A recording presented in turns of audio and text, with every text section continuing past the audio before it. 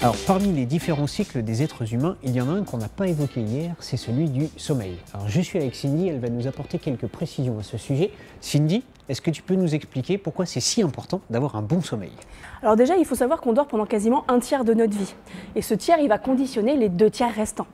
On a tous déjà passé une mauvaise nuit et on sait généralement que le lendemain, on est rarement très efficace. Oui, d'accord, mais est-ce que tu peux nous dire pourquoi est-ce que c'est compliqué une fois que j'ai pas bien dormi? Qu'est-ce qui se passe dans mon corps? Alors, manque de concentration, difficulté à réfléchir, mauvaise humeur aussi généralement, et puis état de somnolence. Il y a de nombreuses études scientifiques qui montrent que le manque de sommeil est impliqué dans des maladies comme l'hypertension, le diabète, l'obésité et même la dépression. Et puis ça va aussi augmenter le risque d'accidents domestiques et d'accidents de la route, cet état de somnolence. Il y a même des études qui ont transcrit ça de façon économique. Et en France, par exemple, on estime à peu près à 100 milliards d'euros par an le coût de ce manque de sommeil, d'une part à cause de tous les médicaments qui vont être mis en œuvre dans ces maladies-là, mais aussi le traitement des accidents qui en résultent. Et puis on n'est généralement aussi pas très efficace au travail, et ça peut aussi avoir un coût. Donc bien dormir, c'est quand même primordial. Bon, alors il y a un coup classique, je dois me lever tôt, je mets mon réveil tôt, le réveil sonne, j'appuie sur le bouton, je me dis bon allez, j'ai un petit peu de marche quand même, je vais me laisser 30 minutes. J'ai dormi plus longtemps, mais pourtant je me sens vraiment fatigué. Alors pour bien comprendre ce qui se passe, c'est pas anormal, il faut aller voir comment se décompose notre cycle du sommeil. Bon alors on parlait des cycles du sommeil, on va aller un petit peu plus loin dans l'explication. Cindy, les différents cycles du sommeil, c'est ici, comment ça se passe? Alors le cycle du sommeil, c'est le cycle circadien par excellence, il va se passer une fois par jour. Mais si on regarde à l'intérieur, il se décompose en fait en une succession de cycles. Un cycle, ça dure en moyenne 1h30, voire 2 heures pour certaines personnes. On a ces cycles comme ça qui se succèdent. On va avoir une microphase de réveil entre chacun de ces cycles. Et si on n'a aucun stimulus extérieur qui vient nous réveiller, eh bien on enchaîne sur un nouveau cycle. Tu disais tout à l'heure qu'au bout de 6 heures, tu te réveilles assez facilement. C'est normal. 6 heures, ça correspond à 4 cycles complets.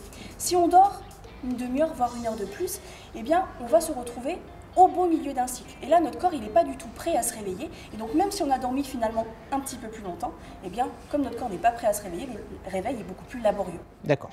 Et du coup, alors, combien de cycles? Parce que je vois, on a tous ces cycles sur la table, mais il y en a combien au total? Alors, ça va dépendre des personnes. Il y a des personnes qui ont besoin d'au moins 6 cycles pour être en pleine forme, alors que pour d'autres, 3 ou 4 cycles suffiront largement. D'accord. Et les couleurs qui sont dessus, ça correspond à quoi? Alors, le sommeil est décomposé en cycles, et à l'intérieur de ces cycles, on a différentes phases. On voit ici donc les différentes couleurs. On a les petites phases de réveil dont on a déjà parlé, qui sont ici en jaune. Et on va avoir 3 grandes catégories de sommeil.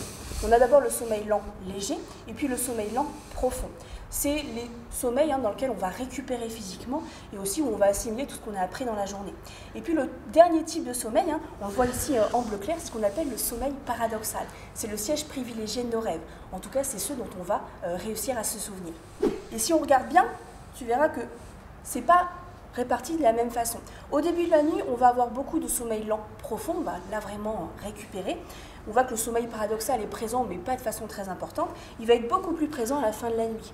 Donc si on veut un petit peu schématiser, au début de la nuit, c'est surtout pour récupérer physiquement, et puis à la fin de la nuit, on va surtout rêver. Alors, on a parlé de ces cycles-là. Tu nous as dit aussi que ça pouvait coûter 100 milliards d'euros à l'État de ne pas bien dormir. Alors, est-ce qu'il y a une recette miracle pour bien dormir? Alors, on peut compter les moutons, mais ça s'avère rarement très efficace. Pour bien dormir, il faut déjà être dans les bonnes conditions pour s'endormir. Alors ça va être une bonne literie, ça va être la bonne luminosité, la bonne température.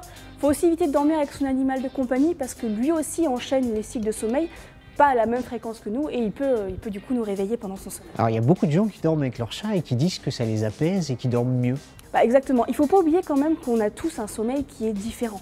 Donc effectivement, certaines personnes vont être dérangées alors que d'autres, ce côté apaisant va les rassurer et les aider au contraire à bien s'endormir. Pareil pour la literie, température, la luminosité, on a tous nos préférences. Il faut se mettre dans nos conditions optimales à nous. D'accord. Alors le café par exemple, mythe. Alors on sait que tous les produits excitants avant de s'endormir, donc le thé, le café, l'alcool, les repas trop lourds aussi ou une activité sportive trop intense, c'est des choses qui peuvent retarder l'endormissement. D'accord, ok.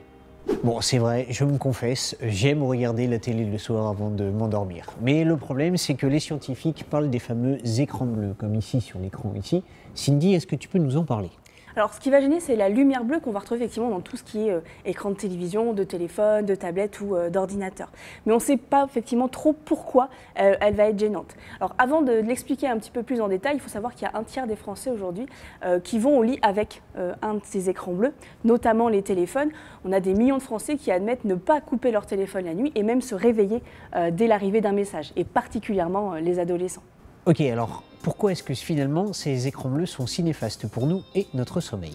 Alors rappelle-toi, on l'a déjà évoqué, c'est notre cerveau qui va gérer le fonctionnement de notre corps. Les messages entre notre cerveau et notre corps, ils vont être à l'aide de messagers chimiques qu'on appelle les hormones. Pour nous endormir, notre cerveau il va sécréter une de ces hormones qu'on appelle la mélatonine.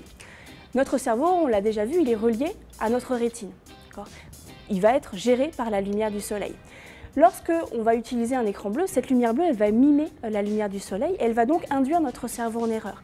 Pour lui, il va croire qu'il va faire toujours jour. Il va donc retarder cette sécrétion de mélatonine. Et c'est grâce à elle qu'on va réussir à s'endormir. Donc si elle est retardée, cette sécrétion, eh bien, ça va retarder notre endormissement. Bon, et si j'ai mal dormi, est-ce que je peux rattraper mon sommeil en retard? Écoute, je pense que tu as pris la bonne option. Il suffit de faire une sieste. Oh, ok, ben j'y retourne alors.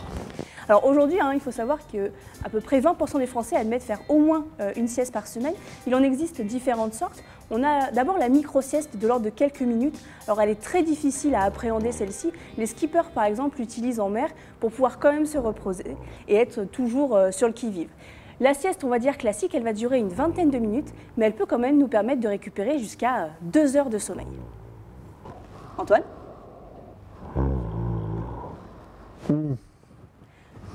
Parti peut-être un peu trop longtemps là, non? Ah oui, j'étais parti dans mes rêves. Alors il faut savoir qu'on a la sieste normale de 20 minutes et on a la sieste qu'on va dire royale, et celle-ci elle va durer au moins 1h30, c'est-à-dire un cycle de sommeil, voire des fois même un petit peu plus. Alors bien sûr, elle permet de récupérer un très gros manque de sommeil. Attention toutefois à ne pas la faire trop tard, sinon on va perdre l'effet bénéfique puisqu'on n'arrivera plus à s'endormir le soir. Et généralement, après une sieste royale, le réveil est souvent assez difficile. On va mettre plusieurs dizaines de minutes, voire des fois heures, à récupérer totalement et à être vraiment bien réveillé. Bon allez Antoine, il est peut-être temps de se réveiller là, non? Non, mais moi, je préfère veiller la semaine et puis le week-end dormir. Comme ça, je rattrape tout mon sommeil. Alors attention, parce que même si la sieste est bénéfique, il faut faire gaffe à ne surtout pas accumuler une dette de sommeil. Alors certes, le week-end, c'est l'ami des grasses matinées et de la sieste, mais tous les effets néfastes qu'on aura ressentis du manque de sommeil durant la semaine, ils ne vont pas s'annuler pendant le week-end. Donc il vaut mieux essayer de garder un sommeil constant tout au long de la semaine. Pour être en bonne santé, il faut avoir une alimentation équilibrée, ça on le sait, mais avoir un bon sommeil, c'est tout aussi important.